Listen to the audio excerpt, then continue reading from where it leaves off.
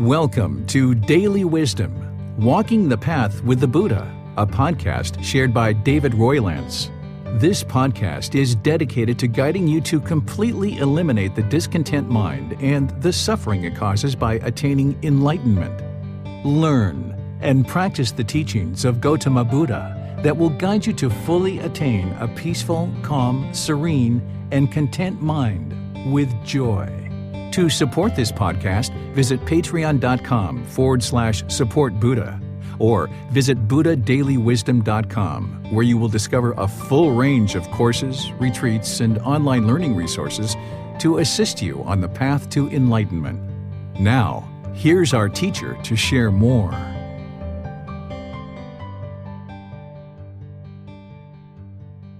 Sawadee Kap. Hello and welcome to Daily Wisdom, Walking the Path with the Buddha. Today is our Pali Canon and English study group, and we're finishing up Volume 9, which is titled The Six Sense Spaces. We're going to be studying chapters 41 through 47 today, and the way that we do our program is I invite anybody in Zoom to read one of the chapters that we're sharing as part of the class, and then after the chapter is read, either by a student or by me, then I will share some teachings on that chapter, and then open up to any questions that you guys might have. You can ask questions through Facebook, YouTube, or Zoom by putting your questions into the comment section, or if you're in Zoom, you can electronically raise your hand to ask questions, and you can also electronically raise your hand to volunteer to read any of the chapters as well. So I'd like to welcome all of you to our class today and invite you to go ahead and study along with us. Of course, if you've studied these chapters ahead of class, you're going to have much more benefit than just studying them in class. But if you haven't studied them outside of class, it's okay because you can study them here. It's just that you're going to get so much more benefit if you study them either before class or after class, because what you have in each of these chapters is you have the words of the Buddha, which are his spoken words from his lifetime, helping you to understand what his teachings are. Then at the end of each chapter, you also have a reference which goes back to the original source teachings in the Pali Canon. And then you've got words from me to help you reflect on the Buddha's teachings and help you gain more insight and development in terms of practicing his teachings. So you can access these books by going to buddhadailywisdom.com. They're all available at no cost, and you can download them and read them from there, or you can take it and go print it, or if you have access to Amazon, you can order them through Amazon, and if you're here in Chiang Mai, you can get them at our temple as well. So once again, welcome to all of you guys, and if there's anyone in Zoom that would like to read at any point, just feel free to raise your hand, and I'll be able to call on you and have you go ahead and read a particular chapter. And if I don't see any hands, I'll just go ahead and read myself. So this first chapter is chapter 41. Here, this one is titled, One who is engaged is unliberated. One who is disengaged is liberated. Monks, one who is engaged is unliberated. One who is disengaged is liberated. Consciousness, monks, while standing, might stand engaged with form, based upon form, established upon form, with a sprinkling of excitement. It might come to growth, increase, and expansion. Or consciousness, while standing, might stand engaged with feeling, based upon feeling, established upon feeling, with a sprinkling of excitement. It might come to growth, increase, and expansion. Or consciousness, while standing, might stand engaged with perception, based upon perception, established upon perception, with a sprinkling of excitement. It might come to growth, increase, and expansion. Or consciousness, while standing, might stand engaged with volitional formations, choices, decisions, based upon volitional formations, established upon volitional formations, with a sprinkling of excitement. It might come to growth, increase, and expansion. Monks, though someone might say, separated from form, separated from feeling, separated from perception, separated from volitional formations, I will make known the coming and going of consciousness, its passing away and rebirth, its growth, increase, and expansion is impossible. Monks, if a monk has abandoned desire for the form aggregate, with the abandoning of craving, the basis is cut off. There is no support for the establishing of consciousness. if he has abandoned desire for the feeling aggregate, for the perception aggregate, for the volitional formations, choices, and decisions aggregate, for the consciousness aggregate, with the abandoning of craving, the basis is cut off. There is no support for the establishing of consciousness. When that consciousness is unestablished, not coming to growth, non-generative, the mind is liberated. By being liberated, the mind is steady. By being steady, the mind is content. By being content, one is not agitated. By being unagitated, one personally attains nibbana, enlightenment. One understands, destroyed is birth. The holy life has been lived. What had to be done has been done. There is no more for this state of existence. Okay, so this is a chapter that the Buddha is essentially helping you to understand to not cling or crave the five aggregates. Here he's using the words engaged and disengaged rather than craving and non-craving or clinging and non-clinging. So first, let's make sure you understand what the five aggregates are. These are referred to as the five aggregates or the five collections or five elements. These are the five things that make a living being a living being. You have all five of these aggregates, and if you're clinging to any of them, it's going to cause your mind to experience discontentedness. You're not going to be able to get to the enlightened mental state. So you need to know what these five aggregates are so you're not clinging to them. And you also need to know the five aggregates so that you don't have the killing of a living being, so that you're able to actually practice the first precept, because the first precept is about living compassionately for all living beings. So you need to know how to determine what a living being is to be able to practice the first precept and to be able to ensure that you're not clinging to your own five aggregates. So the five aggregates are form, feeling, perception, volitional formations, and consciousness. So the form aggregate is about your physical form, that you have a physical body, that there's a tangible body here. That's the physical form, and all living beings are going to have this, like a dog, a cat, a bird, a snake, a lizard. They all have physical form. Then the second aggregate is feelings. This is the pleasant feelings, painful feelings, neither painful nor pleasant. They're going to have all three of these types of feelings if it's a living being. Then there's going to be perceptions. What a perception is the way you look out at the world, your views and opinions, and how things seem to be in the world. Then there's the fourth aggregate, which is volitional formations. You can think of that as choices and decisions. A living being is going to be able to make choices and decisions. And then there's a consciousness, or the mind itself. So form, feeling, perception, volitional formations, which is choices and decisions, and then consciousness. All living beings have these five aggregates. And you can see that by looking around the world and independently verifying it, because you know you're a living being, and you know things like a monkey or a lizard or a snake or a whale. These are all living beings. And you also know that something like the computer or the electronic device that you're listening to me on right now, it's not a living being, because it has physical form, but it doesn't have feelings, it doesn't have perceptions, it doesn't have volitional formations, and it doesn't have a consciousness. So this is how you independently verify that what the Buddha is teaching you is indeed the truth. So once you understand what the five aggregates are, then you can understand what the Buddha is explaining to you here, is that if your mind is engaged, then it's unliberated, meaning if it has craving or clinging.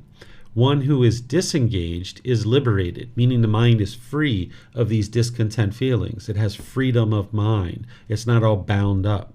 So now the Buddha is explaining that consciousness, while standing, or any other position that the body might be in, might stand engaged with form, meaning craving or clinging to this physical body. If you're clinging to this physical body, then when you see a wrinkle or a gray hair or a pimple or a mole, or you get a little bit of fat here or there, you're going to experience discontentedness. While you're youthful, you might feel all this pleasure. And then as you age and the body takes on different shape, different size, certain aches and pains, you might be experiencing painful feelings. So as long as the mind is engaged or clinging or craving the physical form, then based upon clinging to this physical form, then the consciousness is going to continue to be established. And this is because the mind is wanting excitement by clinging to this physical body. And this discontentedness is going to continue to grow and increase and expand. And the craving, desire, attachment will continue to grow, increase, and expand as well. So here, the Buddha is walking you through each one of the 5 aggregates. He first talks about form, then he talks about feelings, he talks about perceptions, then he talks about volitional formations, which are the choices and decisions. Then he talks about the consciousness. Well, he's talking about the consciousness itself. That's what he's actually talking about, is the consciousness comes to be, comes into this world based on its craving and clinging and being engaged with these 5 aggregates. Then he says, okay, separated from form, feeling, perception, volitional formations, if somebody says that they're going to make known the coming and going of consciousness, meaning what brings consciousness into the world, what causes rebirth. If somebody says separated from these things, that they're going to make known, meaning they have discovered what it takes to create a consciousness and come into the world through rebirth and explain its passing and rebirth, the Buddha says this is impossible. The reason why is because you're just separated from these objects, that the mind hasn't actually eliminated its desire. And that's the next part that the Buddha is describing here, is that, okay, if it's abandoned, if the mind has abandoned the desire, meaning that the longing and yearning, the craving, desire, attachment has been eliminated, that this craving has been cut off, then there's no support for consciousness. If there's no craving in the mind, there's no way for consciousness to continue to come into the world over and over and over again. So it's not just being separated from the 5 aggregates, the mind being separated from it, meaning distancing yourself from it.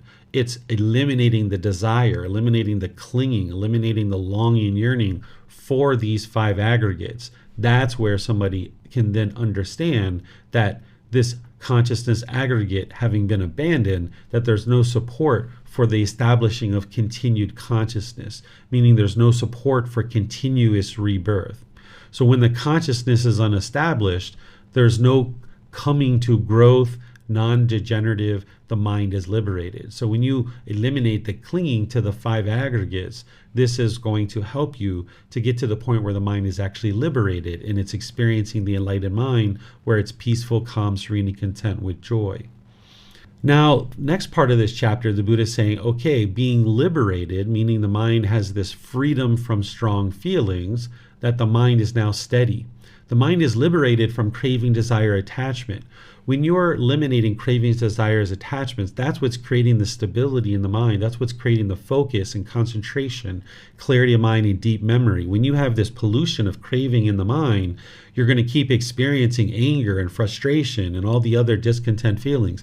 The mind can't be steady and calm. So being liberated from the craving, desire, attachments, particularly to the 5 aggregates, which the Buddha is talking about here, then the mind can be steady. It can be stable. It can be calm. Being steady, the mind is content, meaning there is no discontentedness. Being content, one is not agitated.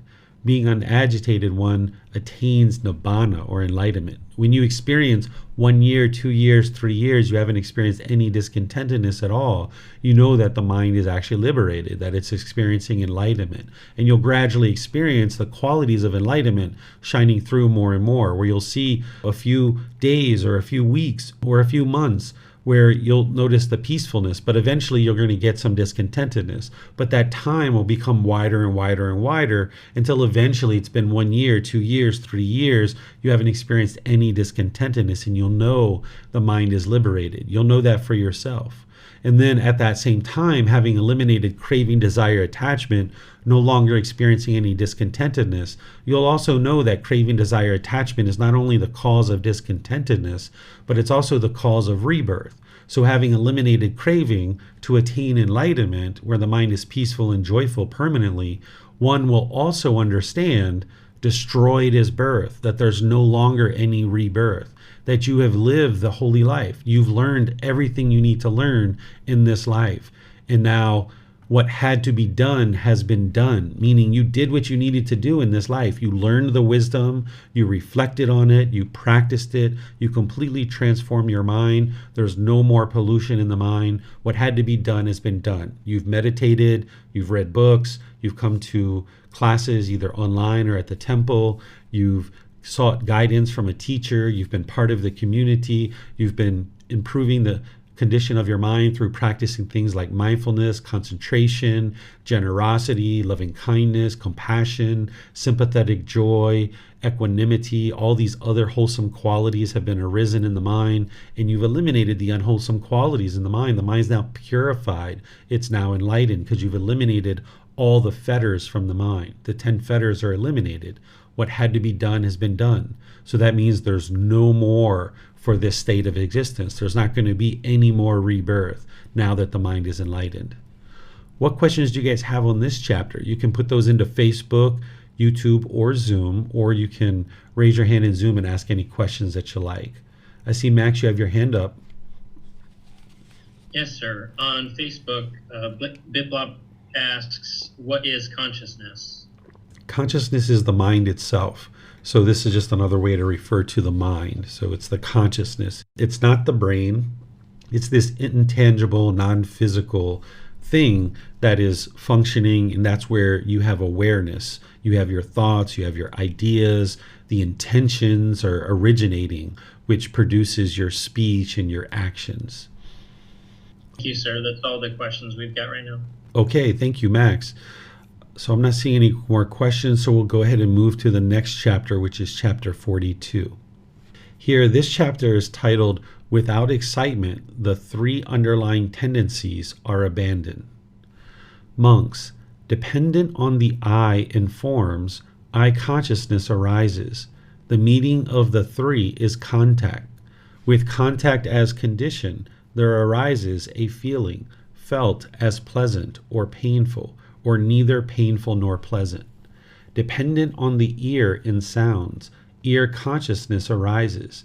The meeting of the 3 is contact. With contact as condition, there arises a feeling felt as pleasant or painful, or neither painful nor pleasant. Dependent on the nose in odors, nose consciousness arises. The meeting of the 3 is contact. With contact as condition, there arises a feeling felt as pleasant or painful, or neither painful nor pleasant. Dependent on the tongue in flavors, tongue consciousness arises. The meeting of the 3 is contact. With contact as condition, there arises a feeling felt as pleasant or painful, or neither painful nor pleasant. Dependent on the body in physical objects, body consciousness arises. The meeting of the 3 is contact. With contact as condition, there arises a feeling felt as pleasant or painful, or neither painful nor pleasant. Dependent on the mind in mental objects, mind consciousness arises. The meeting of the 3 is contact. With contact as condition, there arises a feeling felt as pleasant or painful, or neither painful nor pleasant. When one is touched by a pleasant feeling, if one does not excite in it, welcome it, and remain holding to it, then the underlying tendency to crave does not lie within one. When one is touched by a painful feeling, if one does not sorrow, grieve, and have displeasure, does not weep beating one's breast and become distraught, then the underlying tendency to aversion does not lie within one. When one is touched by a neither painful nor pleasant feeling, if one understands as it actually is, the cause, the disappearance, the gratification, the danger, and the escape in regard to that feeling, then the underlying tendency to ignorance, unknowing of true reality, does not lie within one. Monks, that one shall here and now make an end of discontentedness by abandoning the underlying tendency to crave for pleasant feelings, by abandoning the underlying tendency to aversion towards painful feelings, by destroying the underlying tendency to ignorance in regard to neither painful nor pleasant feelings, by abandoning ignorance and arousing true wisdom. This is possible. Okay, so the Buddha here is talking about these 3 underlying tendencies These are also referred to as the three poisons, the three unwholesome roots, or the three fires. I just taught this last Sunday in our group learning program to help you understand what craving, anger, and ignorance is. Craving is the longing and yearning, the chasing after the objects of your affection, thinking the next new shiny object waiting around the corner is going to provide some kind of lasting satisfaction. So the mind craves these pleasant feelings, and it's chasing some object to try to get what it wants and get those pleasant feelings. But because of impermanence, you can't permanently get what you want. So when you don't get what you want, the mind ends up in these painful feelings like anger, sadness, frustration, and others. And then you might be averse to those feelings. You might push them away. You might push a person away. You might push the situation away. You might become bitter and harsh and hostile towards people. Or you might put your expectations on people, trying to control them to do things your way and get your cravings fulfilled. So this is due to the cravings. Then you're going to experience this aversion or this anger or ill will or hatred. Then all of this is coming from the ignorance or the unknowing of true reality, where the mind doesn't understand what it doesn't understand. It doesn't understand that it has craving and it's causing its own discontent feelings. It doesn't understand this anger, this ill will, this aversion is arising in the mind and pushing people away. The unenlightened mind thinks you're solving the problem by pushing people away, but it doesn't solve the problem because you just experience the next situation where you get angry because you haven't eliminated the craving inside the mind. This is all due to the mind's unknowing of true reality or misunderstanding. So here the Buddha is saying, dependent on the I, which is the internal sense space, we have the eye, ear, nose, tongue, the body, and the mind itself. That's the 6 internal sense spaces, which are then coming in contact with the external sense base. So the eye sees forms, the ear hears sounds, the nose smells odors, the tongue tastes flavors, the body comes in contact with a physical object, and then the mind experiences mental objects. And when the mind becomes aware that the I and the form have been experienced, this is called I consciousness. This is where the mind becomes aware of it. So the I is the internal sense base. The form is the external sense base. The I consciousness is the awareness of that in the mind. In these 3 things together, these are called contact, because now you've come in contact. So each of the sense bases are experiencing certain contact, that there's an internal sense base, there's an external sense base, and then there's the awareness of that, which is either eye consciousness, ear consciousness, nose consciousness, tongue consciousness, body consciousness, or mind consciousness, that the mind has become aware of what the eye is now seeing. The mind has become aware of what the ear is now hearing. The mind's become aware of what the nose is now smelling. And the tongue has become aware of what the tongue is now experiencing as a flavor. The mind is experiencing that and is aware of that. The mind is now aware of the body coming in contact with a certain physical object. And then the mind itself becomes aware of certain mental objects that are in the mind. So this is all called contact. And now once there's contact, if there's craving in the mind, meaning you see certain things as agreeable, then you're going to experience these pleasant feelings. Happiness, excitement, elation, thrill, exhilaration, euphoria. Based on some craving that you have, you're getting the objects of your affection. So here, maybe with this eye example, if you see that the sun is outside, that's a physical form that you're seeing. And if the sun is agreeable to you and you have a craving for it, then you're going to get happy or excited when you see the sun, because you have the eye. Then there's the form, which is the sun. The mind becomes aware of it, which is I consciousness. And now that you've had contact with the sun, due to your craving in the mind, there's this pleasant feeling that arises. But then when you come in contact with the rain, you might have these painful feelings. Because of the craving in the mind, you maybe see the rain as disagreeable and you don't want it to rain. You have this longing and yearning for the sun. So when it rains, you experience the sadness and frustration. And then there's this neither painful nor pleasant feeling, which are things like shyness or discomfort or displeasure, just kind of like lighter versions of these things, unsatisfactoriness.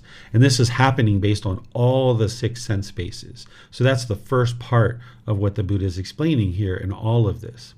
So now he says, when one is touched with a pleasant feeling, because in the unenlightened state, you're going to have a conditioned pleasant feeling because you still have craving. By the time you get rid of craving, there are no conditioned feelings, that you just experience permanent joy and permanent happiness because you're experiencing unconditioned mental qualities that are in the mind. But as long as you have craving in the mind, you're going to have conditioned pleasant feelings that arise. But when that conditioned pleasant feeling arises, if one does not excite in it, if one does not welcome it and remain holding on to it, then you can eliminate the underlying tendency to crave. So that's why when you notice the arising of a conditioned pleasant feeling, you cut it off and let it go. You eliminate that mind trying to form the conditioned feeling. So if you can notice it as a bodily sensation when it's arising as a pleasant feeling, maybe some tingling across the shoulders, up the back of the neck, over the skull, by you developing your meditation practice of breathing mindfulness meditation, you'll become aware more and more of these bodily sensations, of these arising pleasant feelings, so that you don't allow the mind to get that conditioned pleasant feeling.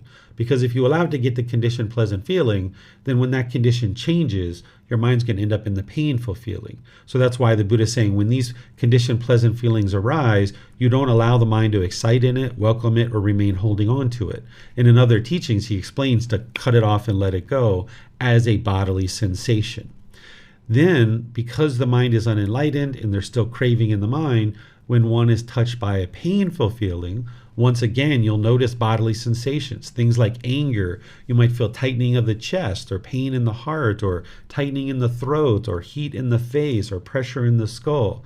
If you notice these feelings starting to arise as a bodily sensation, if one does not sorrow, grieve, and have displeasure, if you don't weep beating your breast, right? This is like, oh my goodness, why me? Oh my goodness, no. Just hitting your chest, right? Oh, why does it have to be me, right? And then become distraught. That's that painful feeling. If you can cut those off as a bodily sensation, then the underlying tendency to aversion does not lie within one, meaning that you can control the mind, that you don't experience this sorrow, grief, and displeasure when you're not getting what you want. You can cut it off as a bodily sensation. And eventually, when you do this enough with the conditioned pleasant feelings and painful feelings, you won't have a rising of any of these conditioned feelings. The mind will just always be peaceful and joyful. But in the meantime, you're going to have to be aware of these bodily sensations and cutting them off. And then the Buddha says, okay, when one is touched with a neither pleasant nor painful feeling, if one understands as it actually is, meaning you have the wisdom to understand these things, that you understand the cause, the disappearance, the gratification, the danger, and the escape in regard to that feeling. Okay, so we talked about this in a previous class, but let me refresh you, and then some of you guys might not have been in that previous class, so let me explain to you what the cause, disappearance, gratification, danger, and escape is, because you're going to need to know this in order to eliminate this ignorance or this unknowing of true reality.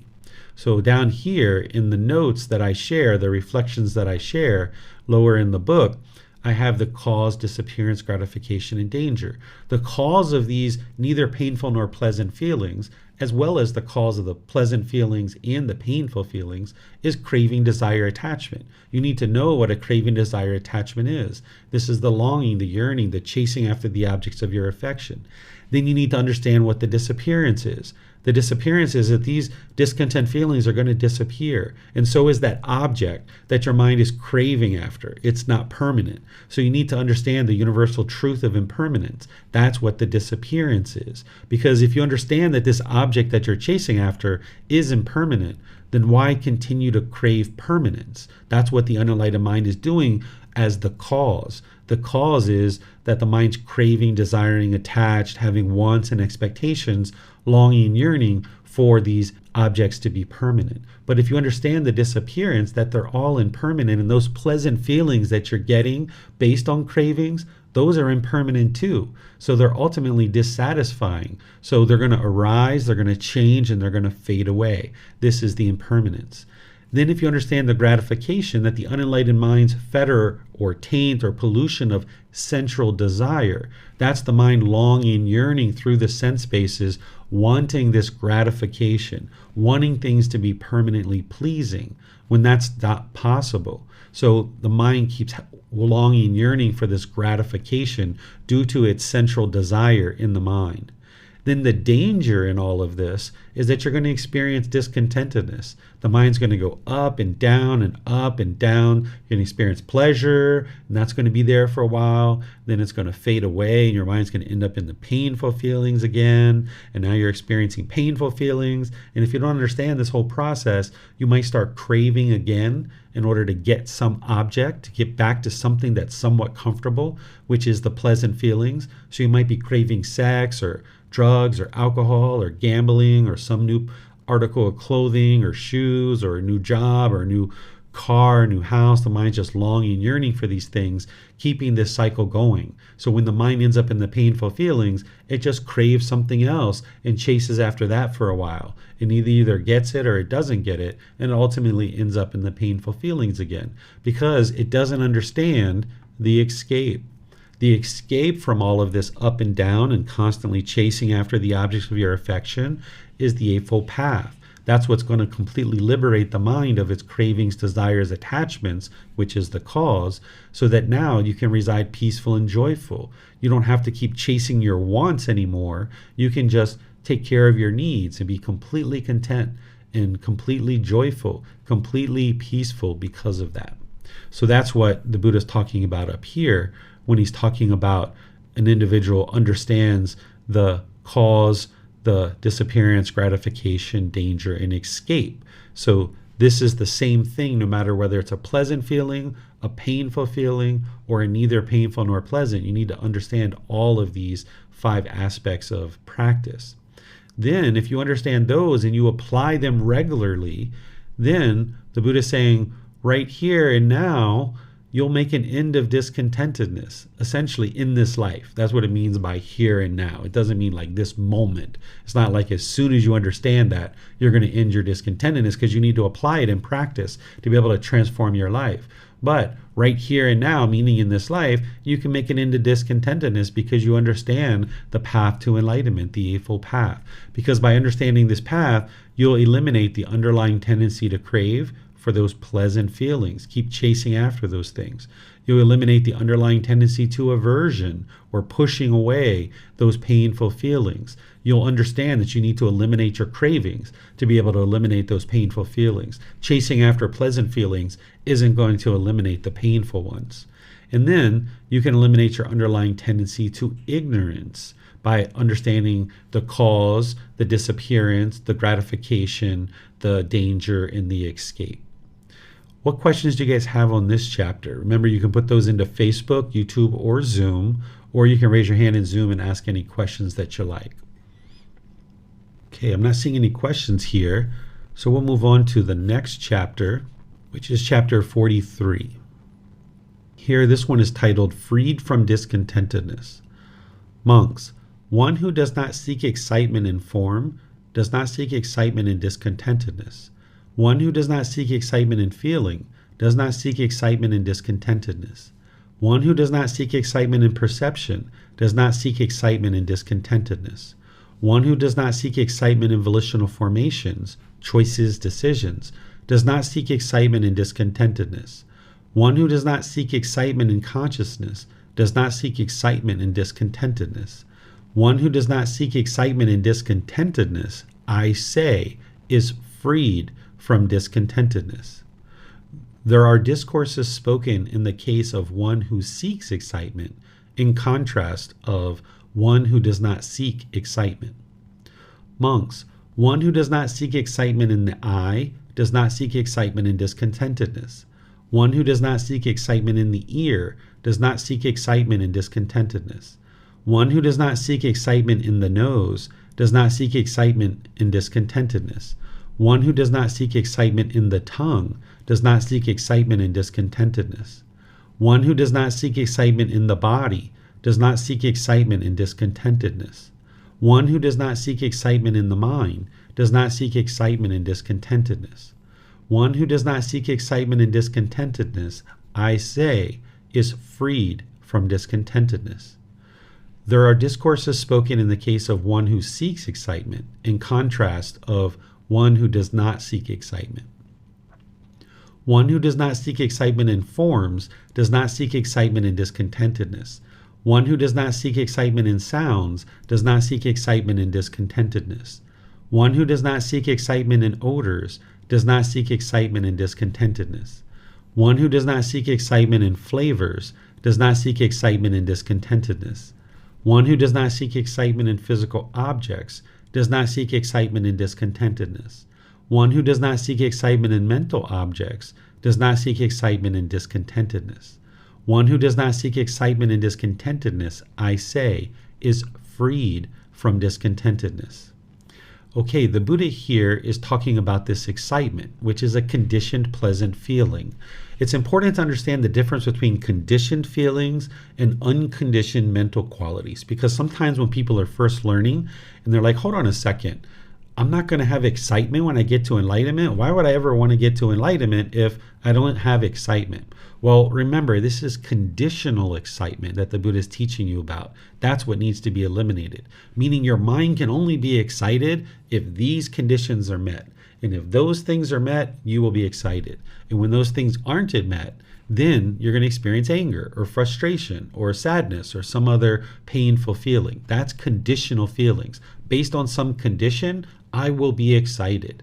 But what you're looking to get to is where the mind is just permanently happy, permanently joyful. There doesn't need to be any condition that's met. You're just always joyful. You're always in a good mood. That's unconditioned mental qualities of happiness or joy that I talk about. So here what the Buddha is saying is, don't seek excitement. Don't seek these conditional pleasant feelings based on form, feeling, perception, volitional formations, and consciousness. These are the 5 aggregates that I just talked about. So if your mind's craving excitement, clinging to the form, feeling, perception, volitional formations, or consciousness, okay, maybe you get those conditioned pleasant feelings, but they're only temporary. They're going to fade away, and you're going to ultimately end up in the painful feelings. Or in some cases, you're not even going to get those pleasant feelings because you're not going to get what you want. For example, say you have a certain choice or decision, a volitional formation that you're taking excitement in. Say that you've decided you're going to go on holiday or vacation to Australia or Brazil or Mexico or Peru or some other country. And now you get so excited because you're going to travel to these places, and it's about 3 months from now. You've already got your plane tickets booked, you got your hotel booked. You're so excited based on the condition of traveling. Well, now when the time comes, let's just say you get injured. Let's just say you show up to the airport and your flight's delayed or it's canceled. Let's just say the airline company has a strike and they're not even flying, and you can't get out of the airport and you can't even leave on your holiday.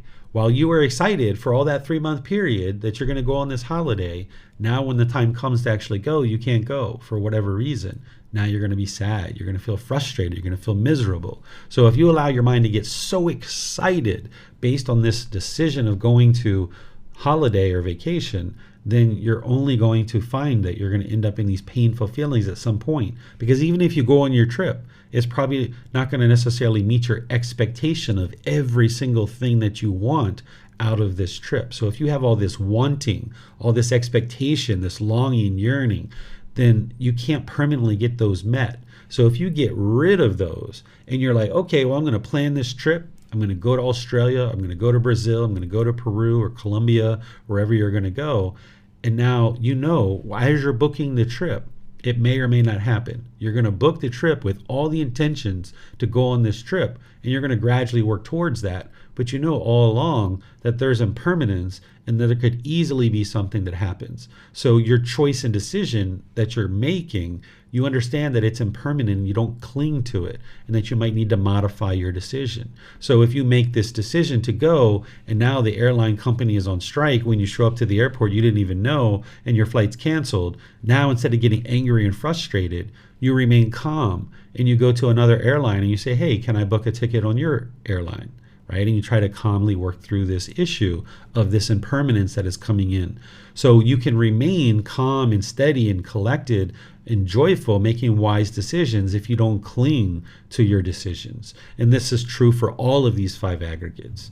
If you're not seeking excitement in them, then you won't experience the conditioned excitement or pleasant feelings, so you won't experience the painful feelings either. And then the same thing is true. The Buddha talks about the internal sense bases and the external sense bases, that you don't cling or hold on to the eye, ear, nose, tongue, or body, because these things are going to fade. Your 5 senses of eyes, ears, nose, tongue, and body, over time, they're going to fade. You're not going to be able to see as well. You're not going to be able to hear as well, smell as well, taste as well. The body isn't going to be as sensitive.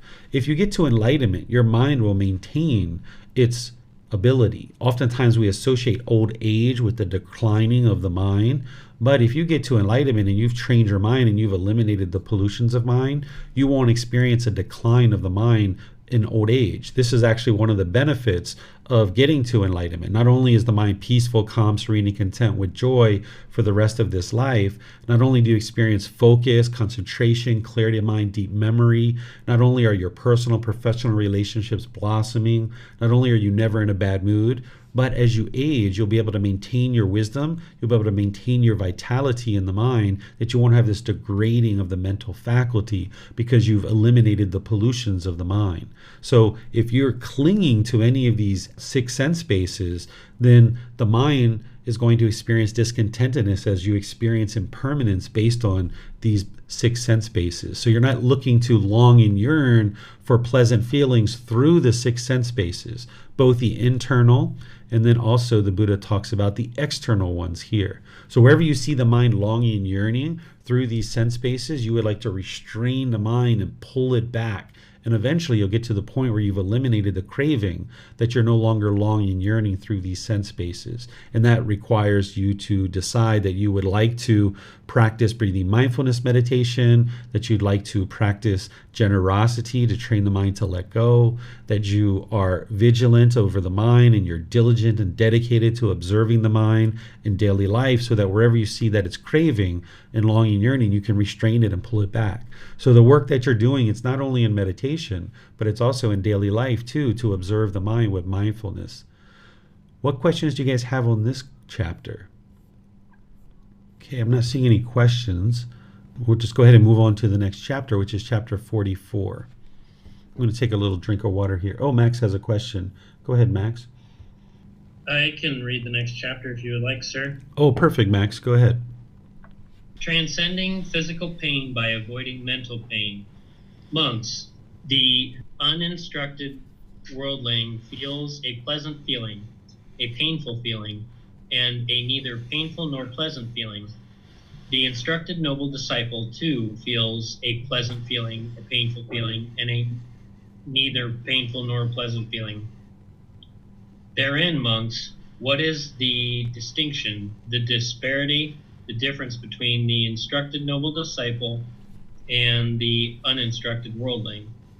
Venerable Sir, our teachings are rooted in the perfectly enlightened one, guided by the perfectly enlightened one, taken refuge in the perfectly enlightened one. It would be good if the perfectly enlightened one would clear up the meaning of this statement. Having heard it from him, the monks will remember it. Then, listening and attend closely, monks, I will speak. Yes, Venerable Sir, the monks replied. The perfectly enlightened one said this: Monks, when the uninstructed worldling is being contacted by a painful feeling, he sorrows, grieves, and has displeasure. He weeps, beating his breast, and becomes distraught. He feels 2 feelings, a bodily one and a mental one.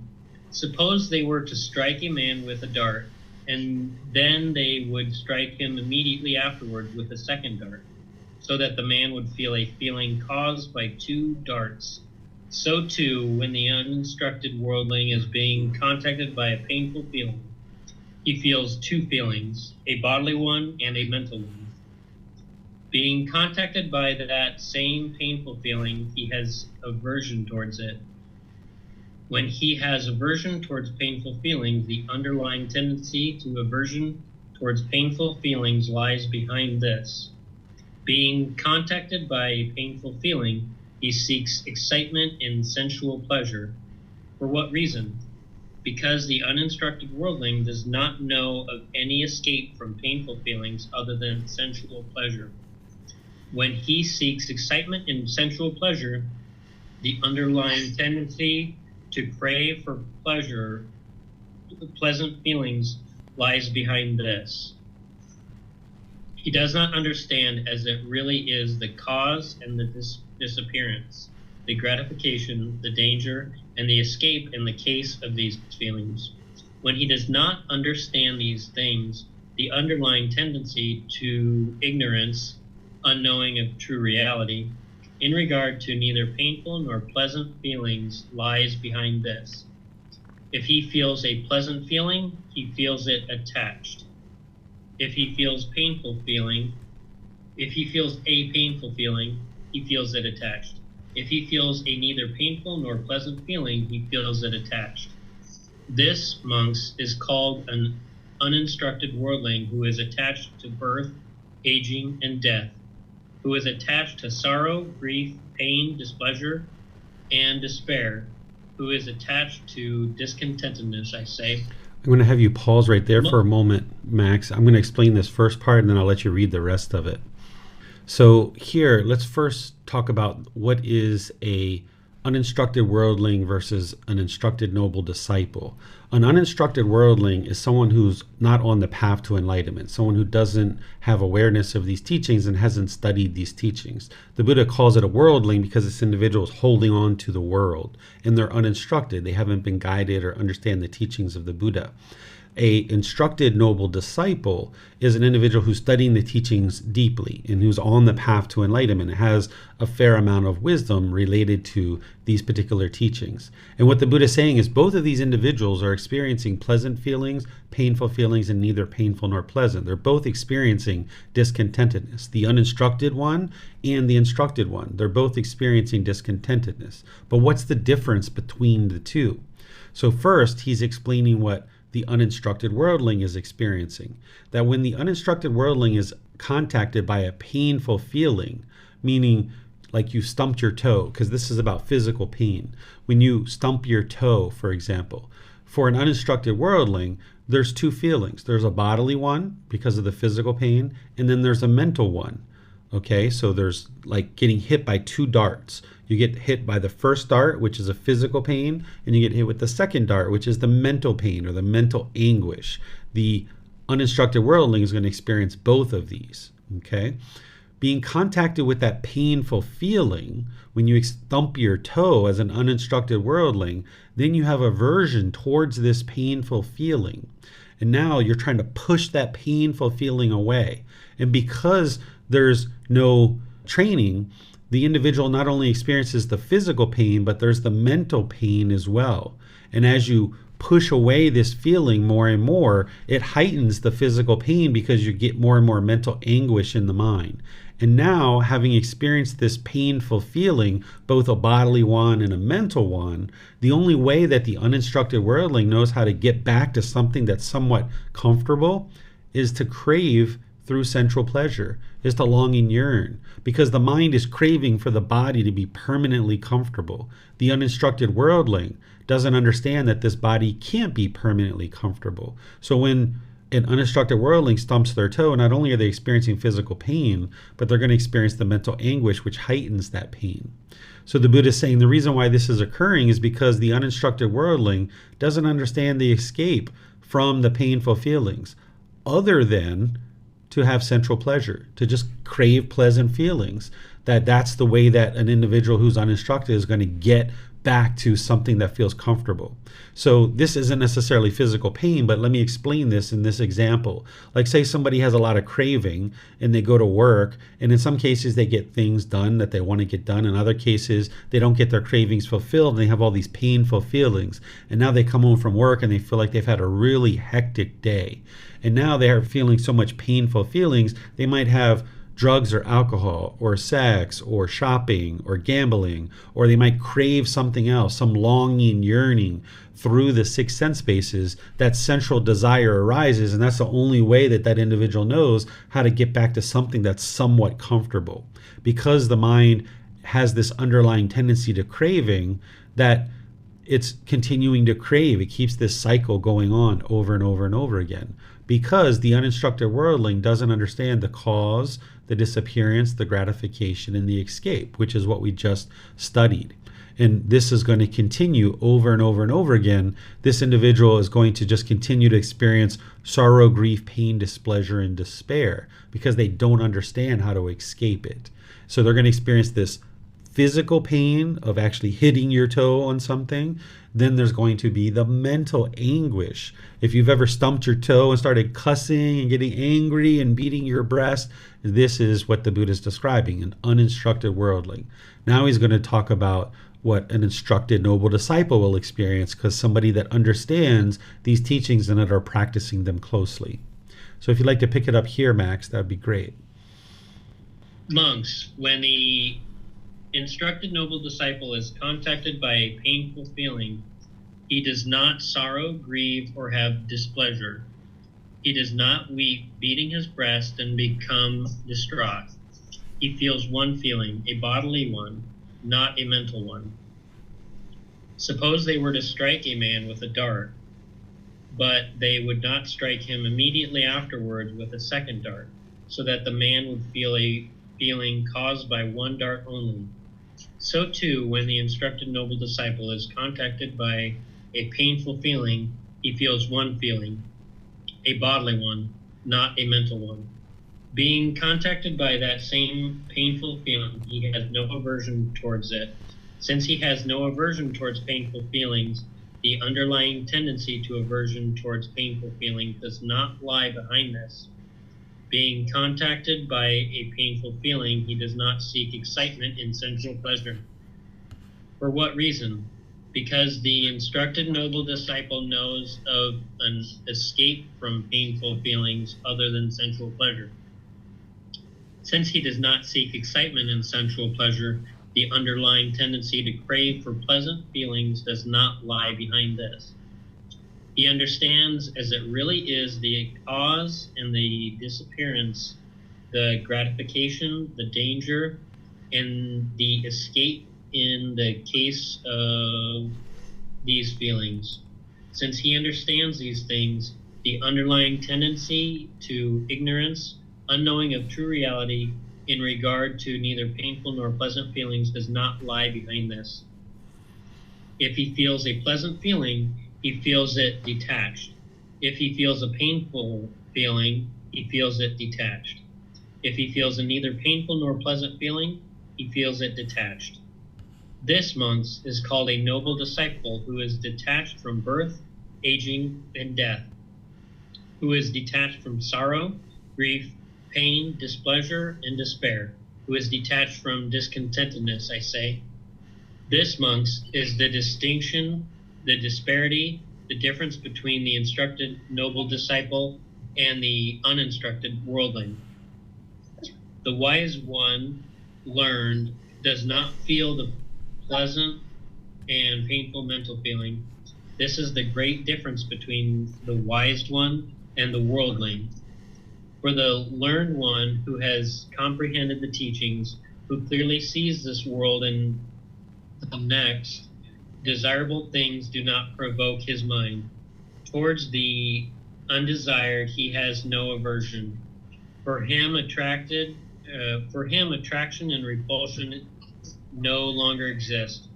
Both have been extinguished, brought to an end, having known the dust-free, sorrowless state. The transcender of existence rightly understands. Okay, thank you, Max. So this is a completely different picture and a completely different experience for an instructed noble disciple. And this is what you would ultimately like to get to. And there's even beyond this too, but this is what the instructed noble disciple is experiencing. This individual that the Buddha is describing is not yet enlightened, but they're very close to it. They're in that direction of getting to enlightenment. So here he's saying, once you've been instructed and you've gained this wisdom, that he's saying when you're contacted by a painful feeling, that you don't sorrow, grieve, pain, or have displeasure. You don't weep, beating your breast and becoming distraught. That if you stump your toe, you just have one thing, which is the bodily feeling. You don't have the mental one to go along with it, because you understand that there's this impermanence, that this body can't be permanently comfortable. That when you stump your toe, not only do you understand that the body can't be permanently comfortable, but you understand that physical pain that you're experiencing, that is impermanent. It's going to fade away. But if you crave permanent comfort in the body like the uninstructed worldling, then when you stump your toe, you're going to have that mental anguish to go along with it.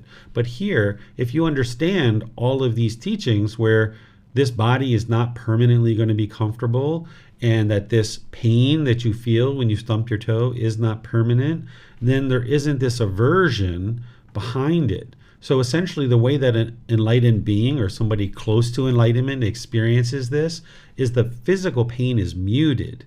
When the mind is off the path to enlightenment, you have the physical pain, but then the mental anguish really heightens that physical pain. But when you understand all of these teachings and you're practicing them well, you'll still experience physical pain. You need that in order to tell the mind, hey, something's wrong, you need to fix this. But you're not going to have the mental anguish along with it. So then, because there's no mental anguish, you don't seek excitement through sensual pleasure. You don't just revert to craving in order to get away from that painful bodily sensation of stumping your toe. You just already understand, hey, this thing is impermanent. Let me just rub it a little bit. Let me laugh at myself. I should have turned on the light. Why did I walk through the hallway and bump into this wooden chair? You'll be thinking about, how can I fix this? Because whatever you're experiencing in terms of stumping your toe, it was based on your decisions. What can you do next time to ensure that you don't stump your toe? Where in the unenlightened state, you might be blaming people, right? Who left this chair here? I'm going to get you. Why'd you do this? Right? Instead, you would look at your own decisions. What did I do to cause this? Oh, I didn't turn on the light. I see. Next time I need to turn on the light when I walk into the hallway. And then you'll have better results because you're making a wise decision. So if you don't crave through sensual pleasure to eliminate these painful feelings, you can keep your mind calm and look at the real issue and figure out how to solve this so it doesn't occur again. Because you'll know the escape from these painful feelings other than sensual pleasure. The escape is to not crave. As long as you're craving, that's not going to solve your painful feelings. And the Buddha goes on and explains some more here, but ultimately what he says is the difference between these people, the uninstructed worldling and the instructed noble disciple, is that the instructed noble disciple only experiences the physical pain because this is a wise one. They're a learned one. They don't feel the pleasant and painful mental feelings. They don't feel these conditioned feelings of moving into pleasure, moving down into pain. This is the difference between the wise one and the worldling.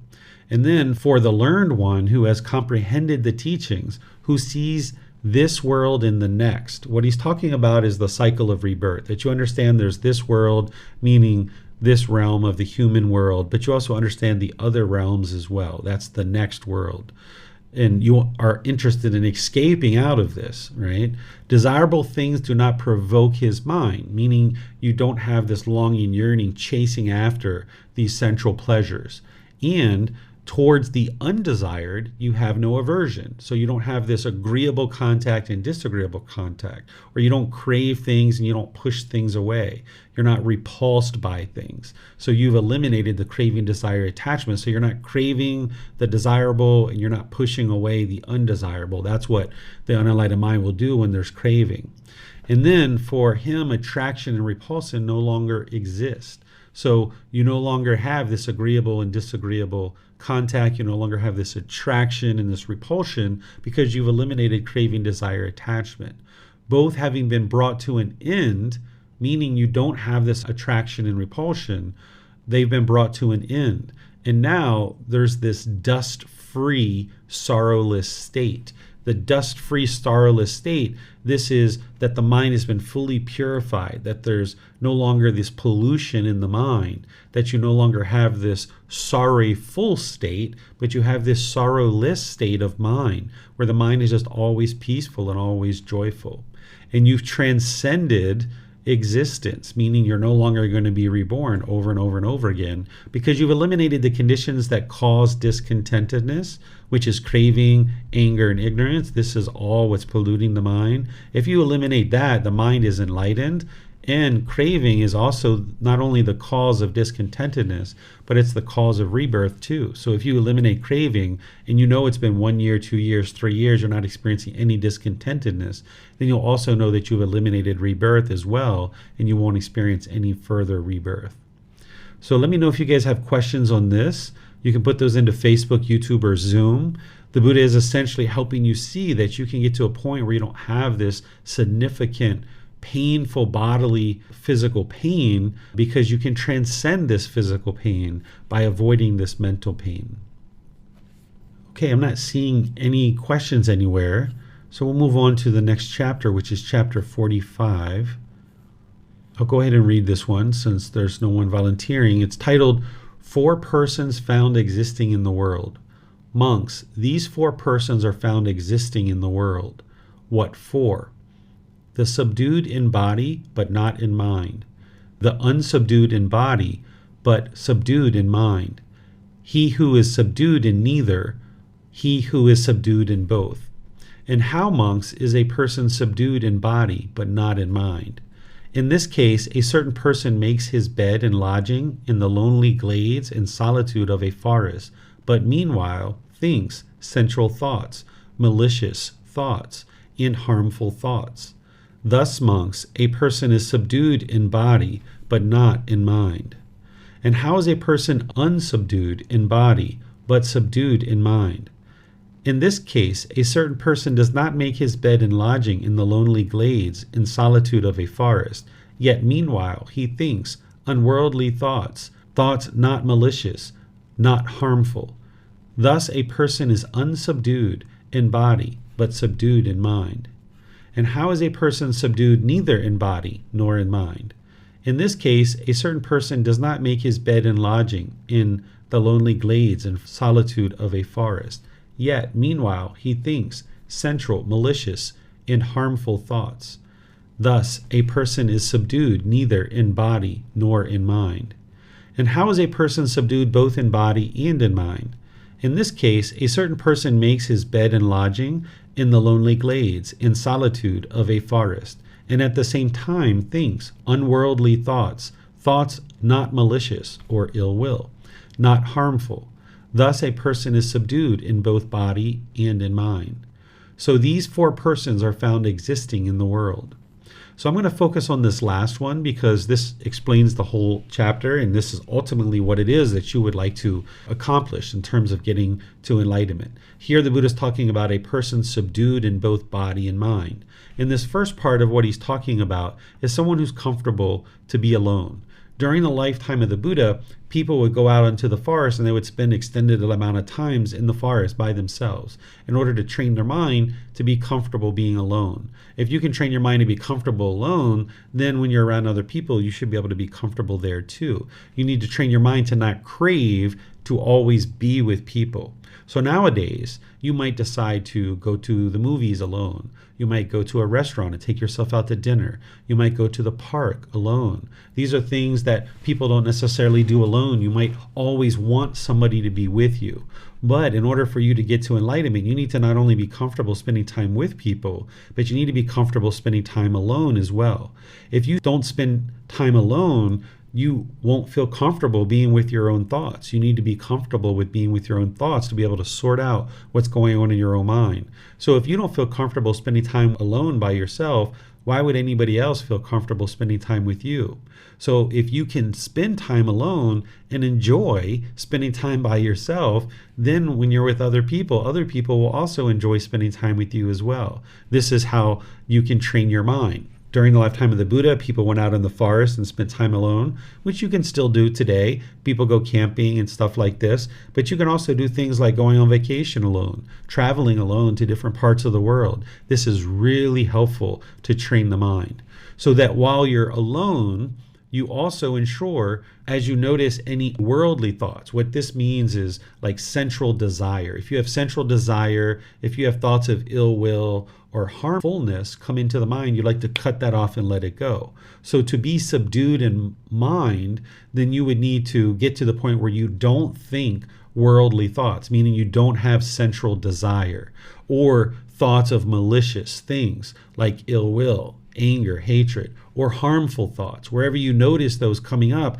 while you're alone, cut those off and let them go. Or even if you're with other people and you notice they come up, cut them off and let them go. And then more and more, you'll get to the point where these thoughts won't come up. So you need to take effort to eliminate those unwholesome qualities. So by practicing mindfulness or awareness of mind, you'll be attentive to the mind. And wherever you see sensual desire, ill will, or harmful thoughts coming up, you can cut those off and let them go. And as you restrain the mind like this more and more, eventually you'll get to the point where those thoughts aren't coming up, because you'll be subdued in mind. But you also need to be subdued in body, because you need to put the body in situations where it's alone so you can sit with your own thoughts. When you're always with other people, you don't have time to reflect and process your thoughts and think about things. I went into my son's room the other night and he was just sitting there in his bed. He didn't have the TV on or anything. He was just sitting there with the light on. And I walked in and I said, "What are you doing?" He said, "I'm just sitting here thinking." I said, "Excellent, that's perfect." And then I shut the door and I left, because he's just sitting there thinking. I was like, that's really good for you. That's really wise of you to sit there and just process your thoughts and give your mind an opportunity to think through things. That's really wise. So you can do that not only at home, but you can do that in other places too, by going to the restaurant or movies or a park or on holiday alone. But also, if you crave being alone all the time and you don't like being around other people, you would like to also train the mind to be around other people too. So you need to train the mind to be content and peaceful and joyful no matter where you are, no matter what you're doing. By the time you get to enlightenment, you can be peaceful and joyful alone. You can be peaceful and joyful with other people. It doesn't matter. You can be fine either way. And this is what the Buddha is describing that you're going to need to ultimately accomplish in order to get to enlightenment. So let me know what questions you guys have here. I see Max, you have your hand up if you'd like to go ahead with your questions. Yes, sir. On Facebook, Biplop has a question. I believe he's trying to ask, "Sir, are there is there a difference between happy or content mind?" I believe that's the question he's asking. Yeah, so the important thing to remember is conditioned feelings versus unconditioned feelings. I describe the enlightened mental state as peaceful, calm, serene, and content with joy. This is the best way to explain it in very short order. And these are mental qualities that the mind is always practicing. And they're unconditioned mental qualities, that they're not based on any condition, that the mind is just always peaceful, always calm, serene, content, and joyful. Now, typically when I use the word happiness, that's associated with conditional happiness, that the mind can only be happy if these conditions are met. But we could also describe this joy that I'm describing as unconditioned joy, the unconditioned mental quality of joy. We could describe that as unconditional happiness if we like, where there doesn't need to be any conditions met, that the mind then experiences happiness all the time. So the contentedness is where the mind is satisfied with what is. The happiness is that there's joy there. It's easily accessible to the enlightened mind. It's not like you have to have your bank account be a certain amount and then you will be happy. Or your mom or dad need to call you today and then you will be happy. Or your boss has to do these things and then you will be happy. Or there has to be sun outside and then you will be happy. That's conditional happiness. You're not interested in that. You'd like to restrain the mind and not allow it to experience that, because then you can get to the permanent happiness or the permanent joy, which is unconditioned mental qualities of this happiness, this contentedness, and this joy. And that's what the enlightened mind is experiencing. Thank you, sir. Okay, I'm not seeing any other questions. So we'll move on to the next one here, which is chapter 46. This is a very short one. It's titled, Dedication causes the arising of wholesome states. Monks, I know not of any other single thing of such power to cause the arising of wholesome states, if not yet arisen, or to cause the diminishing of evil unwholesome states, if already arisen, as dedication.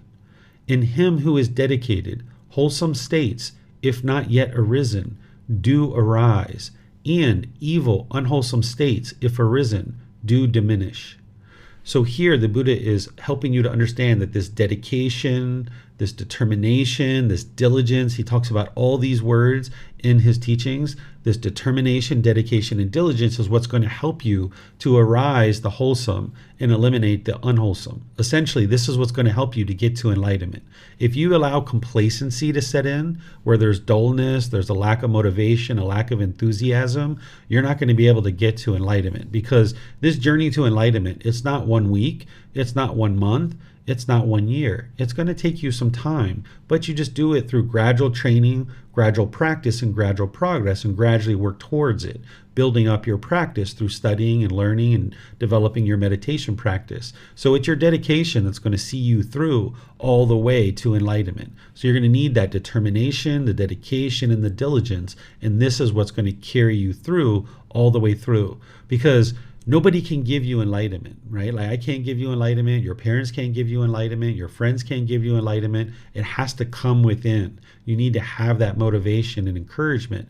You need to arise the enlightenment factor of energy.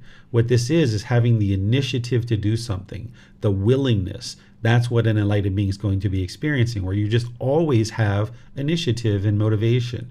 It's not that you never rest. As an enlightened being, you're going to know how to rest and get your rest, but you're going to also know how to work. When it's time to work, it's time to work and time to do your work. But you're not going to take yourself to exhaustion.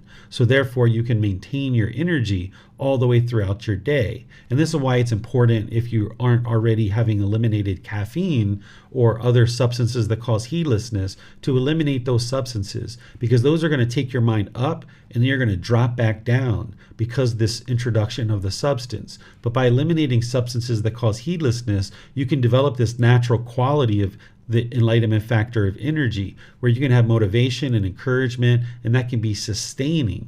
And you need to have dedication to gradually build that up over time. So this is what's going to help you to eliminate the unwholesome qualities in the mind and arise the wholesome qualities, is your determination, dedication, and diligence all the way through a multiple year journey. Any questions on this chapter? Okay, I'm not seeing any questions here, so I'm going to move on to the next one, which is also quite short. This is the last words of the Buddha. This is chapter 47 in the book, The Six Sense Bases, Volume 9. It looks like EY has a question. Go ahead, EY. Ananda. Oh, you're going to read this. Okay, perfect. It may be that you, the teacher, sorry, teachings and discipline will be your teacher. And it may be that you will think the teacher's instruction has ceased. Now we have no teacher. It should not be seen like this, Ananda. For what I have taught and explained to you as teachings and discipline will, at my passing, be your teacher. Now, monks, I declare to you, all conditioned things are of a nature to decay. Strive on untiringly.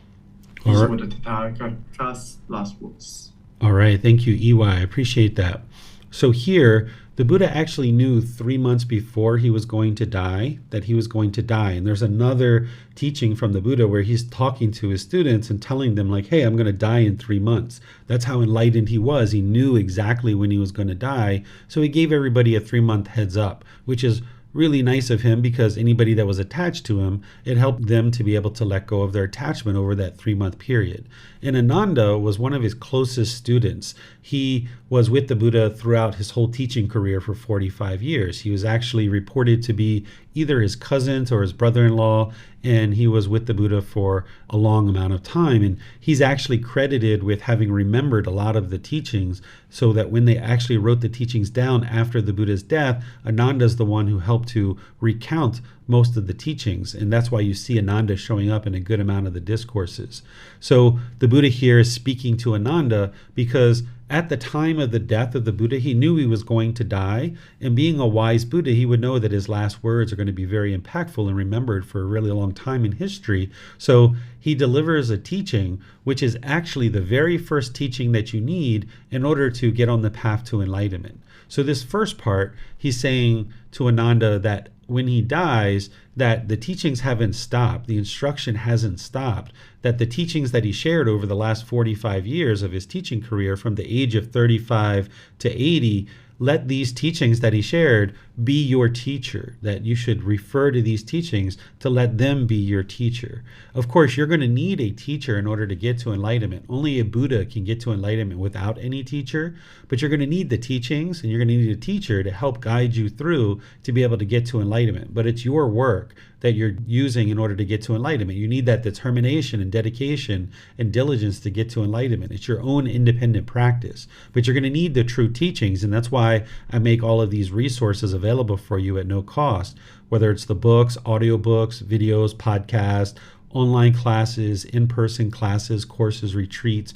All of these things are available to you because you're going to need these teachings directly from the Buddha. So that's the first thing that the Buddha is saying, hey, study the teachings. That's what's going to help you get to enlightenment. Then the very last words that he says is, I declare to you, all conditioned things are of a nature to decay. Strive on untiringly. Essentially what he's saying is, even him as a Buddha, he's subject to impermanence. This physical body is impermanent. It arises through birth. It changes all through life as it's aging, and then there's going to be death where it fades away. So there's going to be this natural decay or this impermanence. And this is a very important teaching to understand as you first get onto the path to enlightenment, is understanding the universal truth of impermanence, that all conditioned things are impermanent, that they arise, they change, and they fade away. The reason why this is so important is because the unenlightened mind craves permanence. It wants things to be permanent. But if you can look around you and understand that all these things are impermanent, then it will help you, because now you can train your mind to not crave this permanence, so that you can now eliminate conditioned feelings and get to these unconditioned mental qualities. And then, of course, this last part, the Buddha is saying, strive on untiringly. What he's saying is, don't get tired, don't get complacent. Maintain your determination, your diligence, your dedication, because that's what's going to carry you through to enlightenment. What questions do you guys have on this chapter?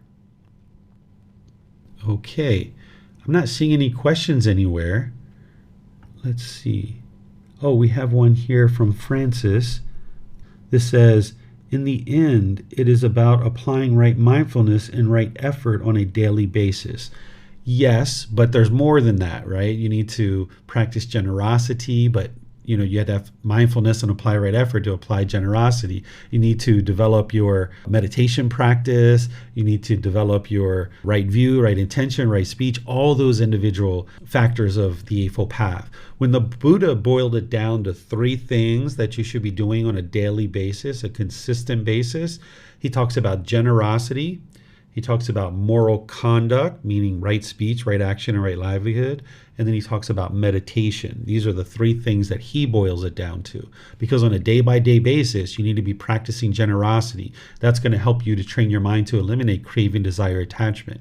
You also need to practice moral conduct, your right speech, right action, right livelihood. Because as long as you're putting harm out into the world through your speech, actions, or livelihood, this is going to come back to you. You're not going to be able to get to enlightenment.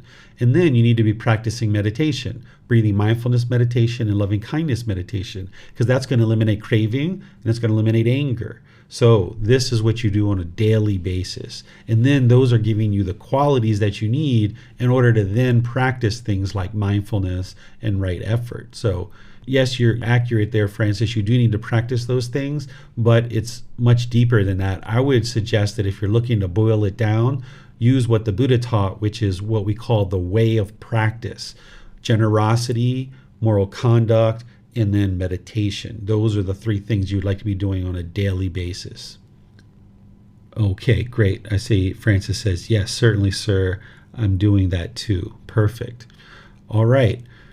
So I'm not seeing any other questions anywhere. So what I'll do is just remind you guys that next week on Saturday, we're going to be moving into the next volume, which is volume 10. We're going to be studying chapters 1 through 10. So you guys are welcome to read these either before or after class. Remember, you can access them on our website. You can take them and go print them, or you can get printed copies if you like. And then tomorrow in our group learning program, we're going to be in volume 1, chapter 9. This is titled, What is Gama and How Does It Affect Me? Everything that the Buddha taught in one way or another is coming back to the natural law of Gama. But tomorrow in our group learning program at 9 a.m. and 9 p.m. Thai time, I'm going to be sharing with you details of this natural law specifically. So we're going to dive in and explore that so you can understand the 4 different types of Gama that you're going to need to understand. Some people refer to it as karma. And then on Wednesday, we're going to be doing loving kindness meditation together. And then I'll open up to any and all questions that you might have.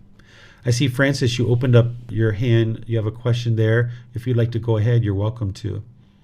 Okay, thanks for the time. Okay, I have a question from your previous class, the last week. It's on chapter 38. It's about see as it really is. And it's on page 132. It's one of these headings about in one who sees as it really is by perfect wisdom. So this is the bold headings. My question is somewhere in the end of the paragraph where it says that a being would then eliminate craving, desire, attachment to exist. That is, craving to exist is left. What the meaning of is left? Meaning it's no more. Then the other one is that, but does not take joy in eliminating craving desire. Now I'm confused about what but does not take joy. So could you kindly explain to me so that I don't have the confusion anymore? Sure. Is that this part here, Francis, that you're referring to? Yeah, this is the one. Yes, this is the one. Okay. So in one who sees as it really is by perfect wisdom, the craving to exist is left. He joys not in its slaying, but cravings complete ending, complete stopping is nibbana. Okay, so what he's saying here is one who sees as it really is by perfect wisdom, meaning you understand the true teachings that lead to enlightenment. The craving to exist is left, meaning you don't crave to exist in this world. You've eliminated your craving to exist. Because as long as you have craving to exist, then you're holding on to this world. But you also need to be sure you don't crave non-existence either. You need to just be, okay, this is the present moment. There's an existence. I'm here in the present moment, and I'm just going to experience whatever is experienced and maintain my peace and joy in the present moment. So by eliminating craving to exist, you've left that behind. So he joys not in its slaying, meaning that this is the other side of that, meaning you don't have craving to have non-existence either. If you look at the Buddha's words on the Four Noble Truths, which the Four Noble Truths that I use is something that I use as a summary to help people get started right away. But the Four Noble Truths of the Buddha is much deeper and much more detailed. He talks about to eliminate craving and clinging for existence, and he talks about eliminating craving and clinging for non-existence as well. And that's the same thing that he's saying here. He's just saying it in a different way, that he joys not in its slaying, like eliminating the craving to exist. You don't joy in that, because that would be to then crave non-existence.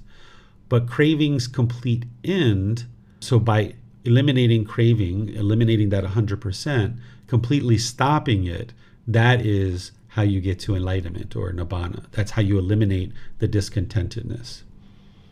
Okay, I got it now. Okay, thank you so much. You're welcome. Okay, so since I've already given you guys kind of a summary of what we're going to be doing over our next 3 classes, I would just say goodbye to all of you guys. Have a very wonderful and lovely rest of your day.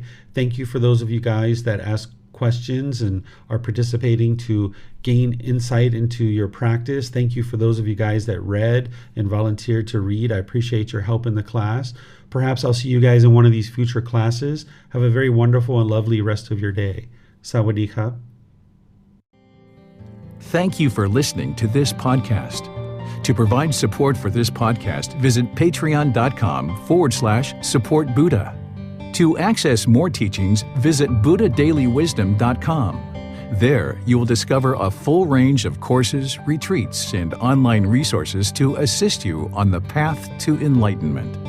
Remember to establish a daily, consistent meditation practice, along with learning and practicing these teachings. A well-developed meditation practice is the foundation in which to train the mind to attain enlightenment.